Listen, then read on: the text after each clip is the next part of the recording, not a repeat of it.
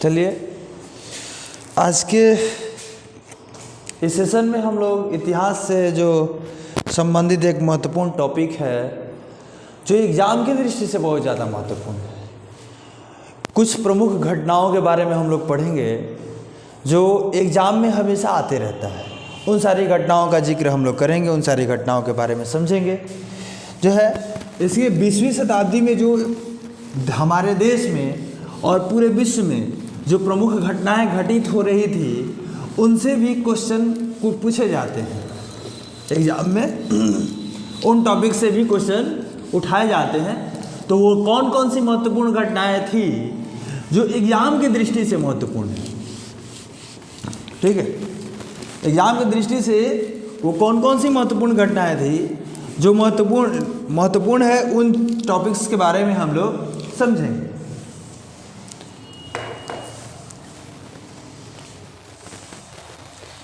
देखिए 20वीं शताब्दी में एक महत्वपूर्ण घटना घटी थी। 1947 ईस्वी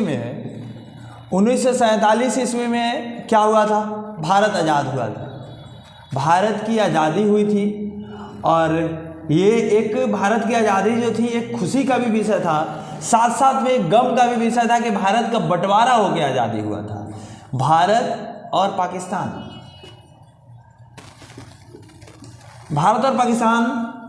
भारत का जो बंटवारा हुआ दो भागों में हुआ। पहला भाग पाकिस्तान में, दूसरा भाग भारत का कहलाया। ये 1947 में हुई थी। और उस वक्त जो ब्रिटेन के जो गवर्नर जनरल थे माउंटबेटन थे। कौन थे?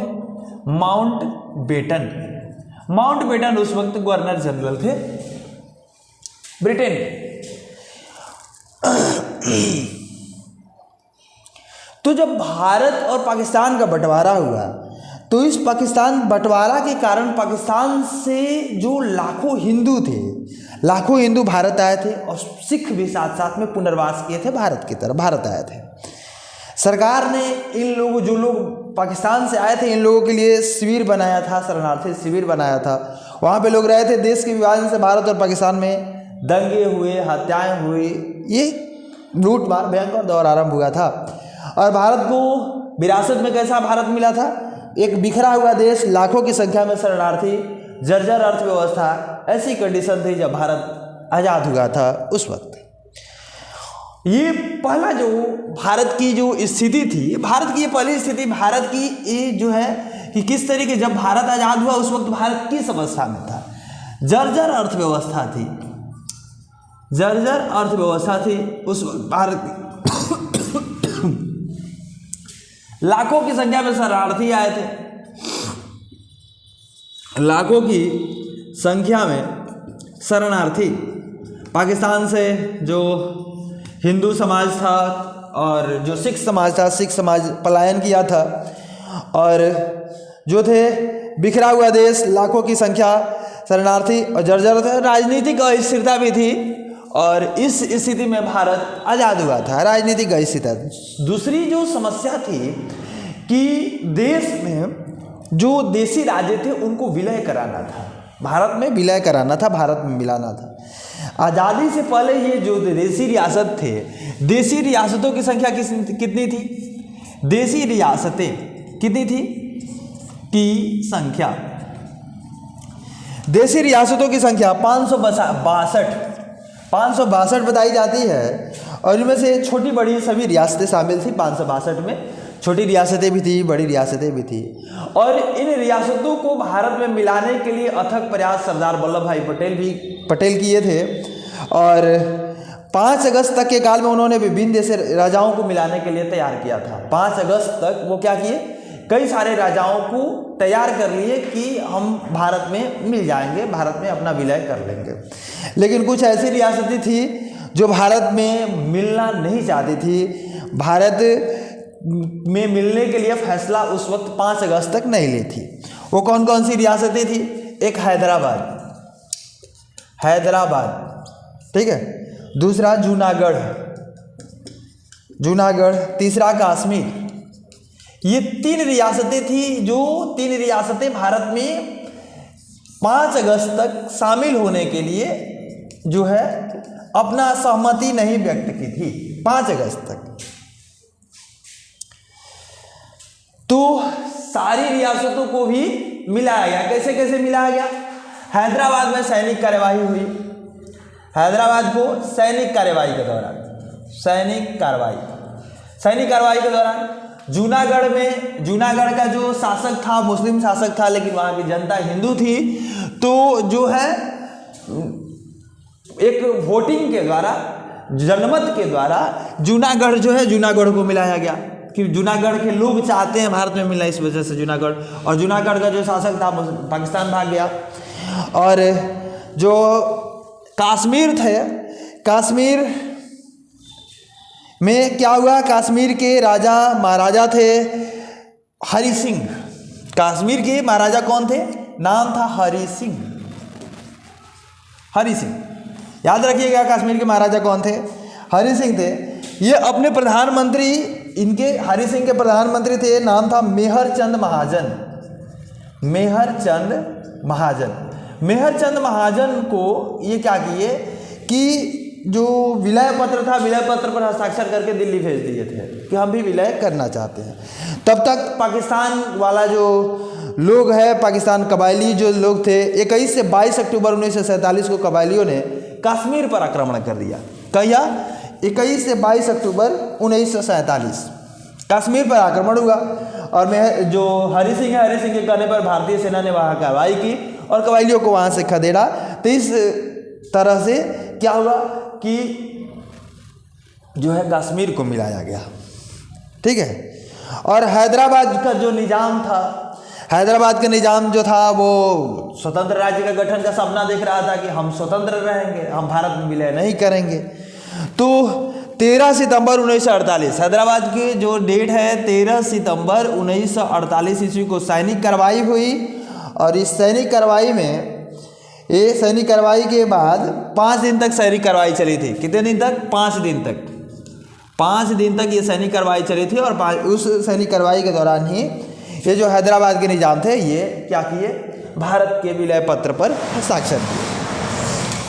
भारत के विलय पत्र पर हस्ताक्षर 5 दिन की सैनिक कार्रवाई के बाद किया गया था। किसके द्वारा? हैदराबाद के द्वारा। अब जो है भारत आज़ाद हो गया था, लेकिन भारत के 2 क्षेत्र ऐसे थे जहाँ पे अभी भी कौन था? विदेशियों का आधिपत्य था। एक गोवा और दूसरा पांडिचेरी। ठीक है। गोवा जो था, गोवा पर पुर्तगालियों का, और पांडिचेरी जो था, पांडिचेरी पर फ्रांसीसियों का। गोवा और पांडिचेरी, गोवा और पांडिचेरी।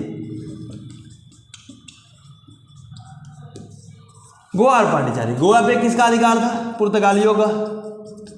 पुर्तगाली सबसे पहले भारत में आए थे और सबसे लास्ट में भारत से गए थे। पांडिचेरी पर किसका? फ्रांसीसियों का। फ्रांसीसियों का। पांडिचेरी पर फ्रांसीसियों का अधिकार था, आधिपत्य था। और फ्रांसीसियों के ही क्षेत्र में, फ्रांसीसियों के ही अधिकार क्षेत्र में उस वक्त कारिकल, माही, यनम और चंद्रनगर, कारिकल, माही, यनम और चंद्रनगर, ये सारे जो क्षेत्र भी थे वो भी क्या थे? फ्रांसीसियों के ही उपनिवेश के अंतर्गत आते थे, फ्रांसीसियों के ही इलाके में आते थे।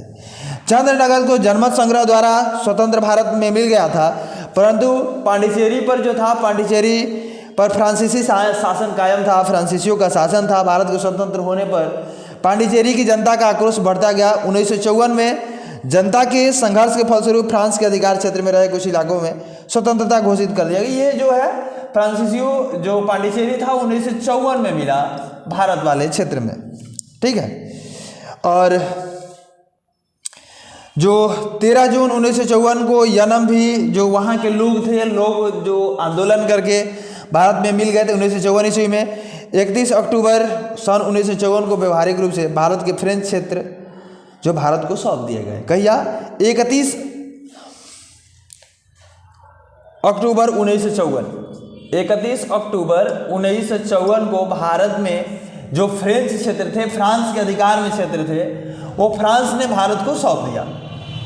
फ्रेंच क्षेत्र भारत को सौंप दिए गए।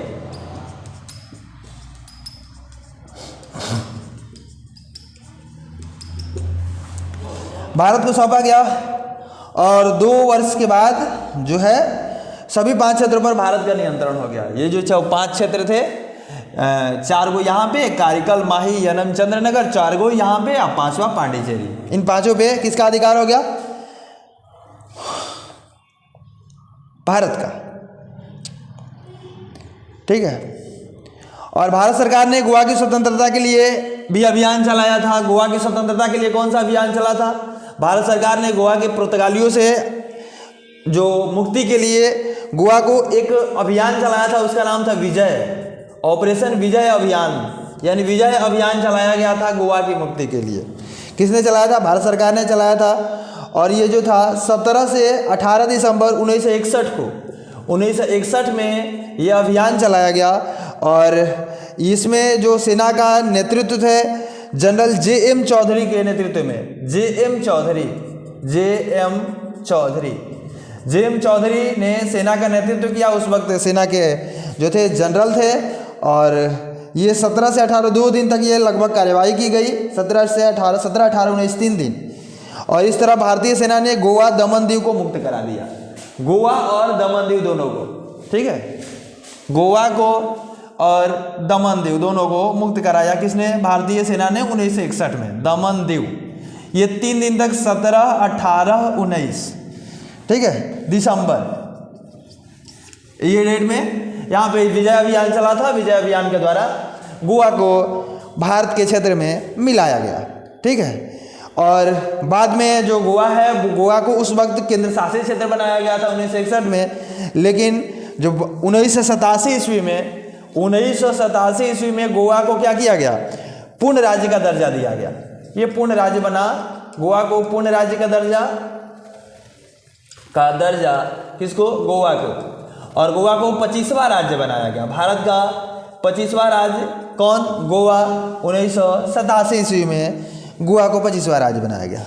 और कई सारे जो महत्वपूर्ण 20वीं शताब्दी की घटनाएं हैं, जैसे 1962 में चीन ने आक्रमण किया था भारत के क्षेत्र पर। स्वतंत्रता प्राप्ति के बाद जो था, भारत और चीन के संबंध अच्छे थे। चीन ने भारत के पंचशील सिद्धांतों को स्वीकार किया था। और परंतु 20 अक्टूबर सन 1962 को चीन ने भारत के पर अचानक आक्रमण किया, तो जिससे भारत और चीन के जो संबंध थे, भारत और चीन के संबंध में कटुता उत्पन्न हो गई, कड़वाहट उत्पन्न हो गया। और भारत और चीन के बीच अभी भी सीमा को लेकर कुछ विवाद की स्थिति है। तो जिसे जो भारत है, भारत बातचीत द्वारा सुलझाना चाहता है। ठीक है।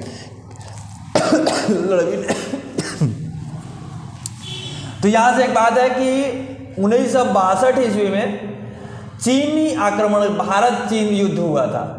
भारत चीन युद्ध कब हुआ था? 1962 ईस्वी में 20 अक्टूबर सन 1962।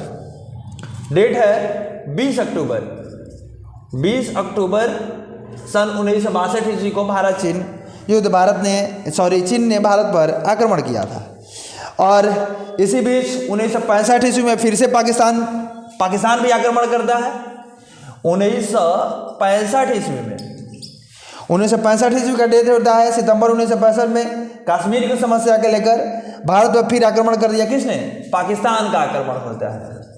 पाकिस्तान आक्रमण करता है भारत पर, पाकिस्तान का आक्रमण, ठीक है, जिसमें पाकिस्तान को हारना पड़ता है। पाकिस्तान हार जाता है उस युद्ध में। 23 सितंबर सन 1965 को युद्ध विराम की घोषणा होती है। और सोवियत संघ के जो प्रयास, तत्कालीन जो सोवियत संघ यानी रूस जो है, रूस के प्रयास के चलते भारत और पाकिस्तान के बीच 4 जनवरी सन 1766 को ताशकंद में समझौता पर हस्ताक्षर किया गया। ताशकंद समझौता कब हुआ?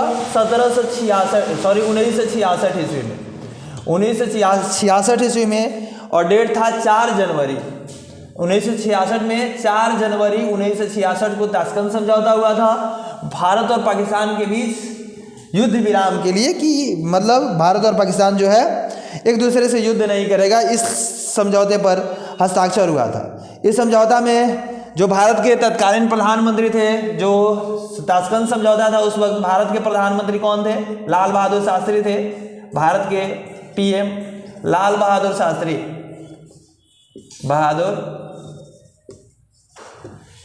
लाल बहादुर शास्त्री थे।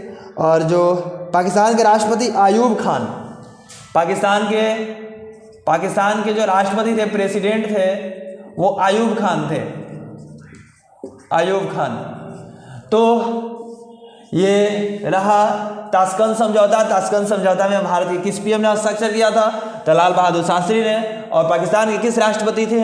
अयूब खान ने। ताशकंद समझौता कब हुआ था? 1966 ईस्वी में हुआ था। किसके प्रयासों के कारण हुआ था? सोवियत संघ के प्रयास। काहे का हुआ था? भारत और पाकिस्तान के बीच ये समझौता हुआ था युद्ध विराम के लिए, कि यह युद्ध आगे नहीं होगा।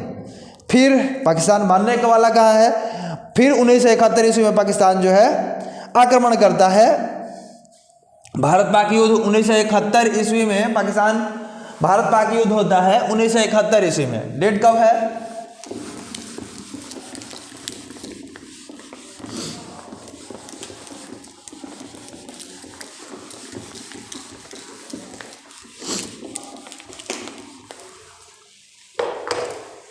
उन्नीस सौ इकहत्तर ईस्वी में जो इंदिरा गांधी उस वक्त प्रधानमंत्री हुआ करती है, तो पूर्वी पाकिस्तान को लेकर पाकिस्तान जो है भारत और पाकिस्तान का जब बंटवारा हुआ था, उस वक्त भारत पाकिस्तान के दो भाग थे, पूर्वी पाकिस्तान और पश्चिमी पाकिस्तान। जो पूर्वी पाकिस्तान था वहीं आज के डेट में बांग्लादेश बना है। तो पूर्वी पाकिस्तान के लोग अक्सर महसूस करते थे कि पाकिस्तान की सरकार जो है उनके हितों को लेकर अनदेखी कर रही है, उनकी जो समस्याओं को सुलझा नहीं रही है। इस वजह से 1970 के आम चुनाव में अवामी लीग की बहुमत मिलने पर उसके नेता थे शेख मुजीबुर रहमान को सरकार बनाने के लिए आमंत्रित नहीं किया गया था। ठीक है, क्योंकि अवामी लीग जो थी पूर्वी पाकिस्तान के लिए अधिक सहायता की मांग कर रही थी। अवामी लीग को नहीं बुलाया गया था। ठीक है, और मुजीबुर रहमान थे। मुजीबुर रहमान को इस वजह से नहीं बुलाया गया था कि मुजीबुर रहमान जो थे वो जो पूर्वी पाकिस्तान है, पूर्वी पाकिस्तान को एक स्वतंत्र बनाना चाहते थे। और शेख मुजीबुर रहमान को पश्चिमी पाकिस्तान में गिरफ्तार करके जेल में डाल दिया गया था, जिसे पूर्वी पाकिस्तान में सरकार के विरुद्ध आंदोलन आरंभ हो गया। पाकिस्तान की सेना ने इस आंदोलन को कुचलने का प्रयास किया। आंदोलनकारियों ने मुक्ति वाहिनी सेना बना ली। जो आंदोलनकारी थे मुक्ति वाहिनी सेना बना ली और इसमें गृह युद्ध की स्थिति उत्पन्न हो गई। लाखों लोग भारत की सीमा में प्रवेश करने लगे, भाग के आ गए। इसके परिणाम स्वरूप भारत पाकिस्तान के बीच युद्ध भड़क उठा, क्योंकि भारत जो है पूर्वी पाकिस्तान के लोगों के पक्ष में था। भारत किसके पक्ष में था? पूर्वी पाकिस्तान के लोगों के पक्ष में था। भारतीय सेना की सहायता से पूर्वी पाकिस्तान में पाकिस्तानी फौजों की हार हुई और पूर्वी पाकिस्तान को एक स्वतंत्र देश बनाया गया, जिसका नाम बांग्लादेश किया गया। तो ये 1971 ईस्वी में भी भारत पाक युद्ध हुआ था। भारत पाक युद्ध, इस युद्ध में पाकिस्तान की हार हुई और बांग्लादेश का गठन हुआ। बांग्लादेश का जन्म हुआ और जो नेता थे शेख मुजीबुर रहमान,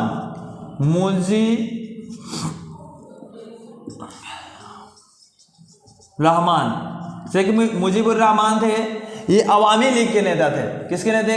अवामी लीग के नेता थे। अवामी लीग के नेता थे और इन्होंने ही जो है जब बांग्लादेश आज़ाद हुआ तो मुजीबुर रहमान ही जो थे बांग्लादेश के प्रथम प्रधानमंत्री, फर्स्ट पीएम इन्हीं को बनाया गया। First PM of Bangladesh Mujibur Rahman Awami League के नेता थे। आ सकता है कि अवामी लीग जो मुजीबुर रहमान थे वो किस दल के नेता थे। और ये जो है 1900 कब हुआ? 1971 में। फिर सन 1972 ईस्वी में शिमला समझौता हुआ। 1972 ईस्वी का डेट आता है। वहां पे कौन सा समझौता? शिमला समझौता। शिमला समझौता 1971 के युद्ध के पश्चात शिमला में एक समझौता हुआ, जिसके अनुसार दोनों देशों ने सामान्य संबंध बनाए रखने के लिए प्रयास किया, हस्ताक्षर किए कि हम एक बार फिर प्रयास करते हैं, सामान्य संबंध बना के रखा जाएगा। इस समझौता के अनुसार जो दोनों देशों ने अपनी सेनाएं जम्मू कश्मीर में जो नियंत्रण रेखा थी उसको वापस बुलाने पर सहमति प्रकट की थी। जैसी स्थिति युद्ध से पूर्व दिसंबर सन 1971 में थी, वैसी ही स्थिति पर सहमति के लिए दोनों देश की सेना जो है, दोनों देश जो आपस में सहमत हुए थे, और जो शिमला समझौता हुआ, शिमला समझौता मतलब इस भारत और पाकिस्तान के बीच समझौता था, तो इस वजह से हुआ था कि आगे जो है हम दोनों जो है एक दूसरे से बातचीत के माध्यम से अपनी समस्याओं को ख़त्म करेंगे। तो ये जो है भारत से संबंधित बातें हैं। कुछ विश्व में भी प्रमुख घटनाएं घटी थी पाकिस्तान जो 20वीं सदी में, तो उन घटनाओं को भी हम समझते हैं। ये भी महत्वपूर्ण है, बहुत ज़्यादा महत्वपूर्ण है, इन चीज़ को देखा जाएगा।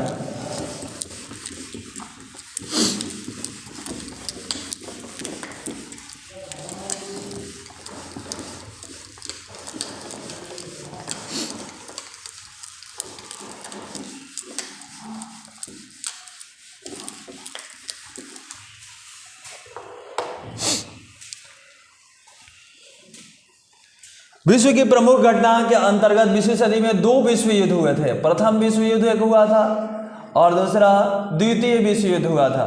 ये 2 प्रमुख घटनाएं थी जो पूरे विश्व को 2 भागों में करके रखी दी थी, 2 गुट में विश्व युद्ध।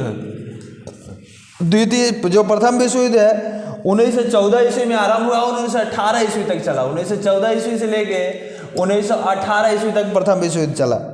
ठीक है, इसमें जो है व्यापक विनाश हुआ। शांति संधि पर हस्ताक्षर करने के बाद जो संयुक्त राज्य अमेरिका और यूरोप की शक्तियां विश्व में शांति स्थापित करने के लिए उत्सुक थी, जो शांति संधि पर हस्ताक्षर हुआ था, इस वजह से अमेरिका और जो यूरोपीय जो शक्तियां थी वो विश्व में शांति स्थापित करने के लिए उत्सुक रही। इसलिए उन्होंने ये विश्व युद्ध जब समाप्त हुआ, प्रथम विश्व युद्ध, तो राष्ट्र संघ की स्थापना किया गया। राष्ट्र संघ, ठीक है, राष्ट्र संघ की स्थापना हुआ और एक ये अंतर्राष्ट्रीय संस्था थी, अंतर्राष्ट्र संघ। फिर लेकिन ये राष्ट्र संघ जो था इस वजह से किया गया था, इसका स्थापना किया गया था कि आगे की स्थिति जो विश्व में शांति स्थापित किया जाएगा। लेकिन द्वितीय विश्व युद्ध जो था 1939 ये राष्ट्र संघ से नहीं संभला। 1939 ईस्वी से लेकर 1945 ईस्वी तक दूसरा विश्व युद्ध चला। 1939 से 45 विश्व युद्ध ने विश्व इतिहास की दिशा बदल दी। ठीक है, भारत को भी प्रभावित किया। भारतीय राष्ट्रवादियों ने ब्रिटिश सरकार को उसके युद्ध प्रयासों में सहयोग देने से पहले पूर्ण स्वतंत्रता के वादे मांग किए थे। भारत के जो राष्ट्रवादी थे वो बोल रहे थे कि ब्रिटेन से हम लड़ेंगे, ब्रिटेन के पक्ष से लड़ेंगे, लेकिन हमको पहले क्या चाहिए? स्वतंत्रता चाहिए। द्वितीय विश्व युद्ध के समाप्त होने तक भारत का स्वतंत्रता संघर्ष निर्णायक स्थिति में पहुंच चुका था और काफी तीव्र हो चुका था। महात्मा गांधी द्वारा प्रारंभ किए गए जो भारत छोड़ो आंदोलन था, भारत में ब्रिटिश साम्राज्य की जड़ हिला दी थी। ये जो है ब्रिटेन अपनी आंतरिक कमजोरियों और भारत में जन जागरण और मजबूत आंदोलन के कारण जो भारत पर अपनी पकड़ बनाए रखने में असमर्थ महसूस करने लगा। इस वजह से ब्रिटेन ने क्या किया? ब्रिटेन को मजबूरन जो है ये निर्णय लेना पड़ा कि अब भारत से हम लोग को जाना है। और भारत से वो लोग क्या किए? भारत से उनका जो है यहाँ से एक तरीके से तबादला हो गया, यहाँ से चले गए। ठीक, इस जो द्वितीय विश्व युद्ध था उसमें 1945 में द्वितीय विश्व युद्ध जो था समाप्त हुआ था। जर्मनी, जापान और इटली ये तीनों जो थे, ये तीनों धुरी राष्ट्र कहलाए और इसमें इन लोगों की हार हुई थी, मित्र राष्ट्रों की जीत हुई थी। तो जर्मनी एक तरफ देश थे, जर्मनी, जापान और इटली एक तरफ थे, और दूसरी तरफ मित्र राष्ट्र थे फ्रांस, ब्रिटेन और सोवियत संघ। फ्रांस, ब्रिटेन, सोवियत संघ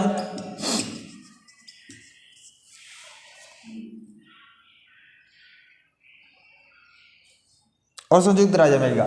सोवियत संघ और यूएसए जो है संयुक्त राज्य अमेरिका जिसको बोला जाता है, ये इनकी जीत हुई थी। ये जो पार्टी थी इसकी हार हुई थी। ठीक है,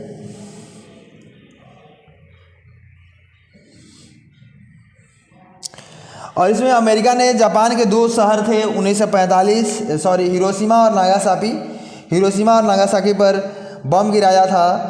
और वो 2 शहर थे, एक हिरोशिमा और नागासाकी जापान के शहर थे। जापान पर किसने बम गिराया था? जो अमेरिका था, अमेरिका ने बम गिराया और इस घटना ने पूरे विश्व को आतंकित किया।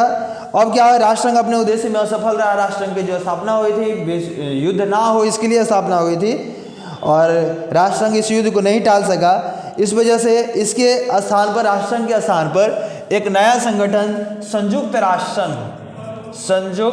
राष्ट्र संघ की स्थापना हुई। क्यों?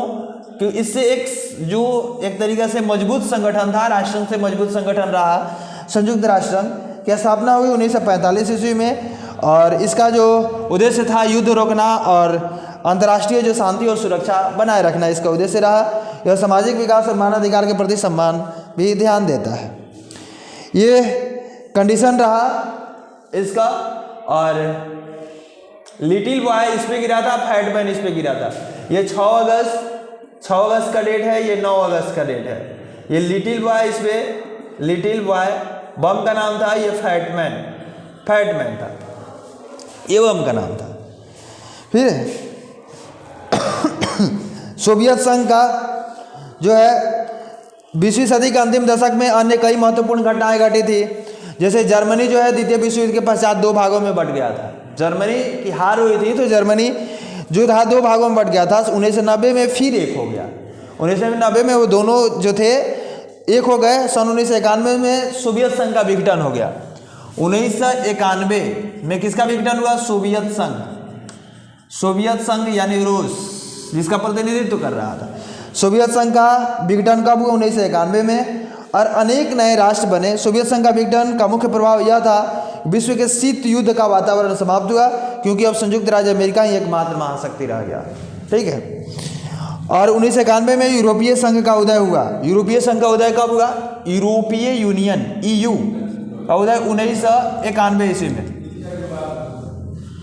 और यूरोप के देशों ने आर्थिक क्षेत्र में अपने आप को एक इकाई के रूप में संगठित करके संयुक्त मुद्रा जो है यूरो, यूरोपीय जो संघ है ये कौन सी मुद्रा चलाता है? यूरो मुद्रा चलाता है अपनी आर्थिक इकाई के रूप में। ये जो यूरोपीय संघ के जो सदस्य होते हैं वो सारे एक ही मुद्रा चलाते हैं, जिसको क्या कहा जाता है?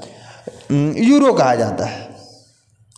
तो ये महत्वपूर्ण घटनाएं थी 20वीं शताब्दी की, जो एग्जाम की दृष्टि से महत्वपूर्ण है। 3 घटनाओं का जो बहुत बड़ा योगदान रहा और विश्व में कई सारे परिवर्तन हुए। इन घटनाओं के कारण कई सारी स्थितियाँ बदली। तो इन चीज़ों को जो एग्जाम की दृष्टि से महत्वपूर्ण है तो बहुत ज़्यादा देखिए, उसको रिवीजन में रखा जाए कि आगे चल के एग्जाम में इस पॉइंट से अगर क्वेश्चन आता है, आते रहते हैं, तो इस पॉइंट से अगर क्वेश्चन आता है तो इस पॉइंट से कम क्वेश्चन हम लोग को ना छूटे।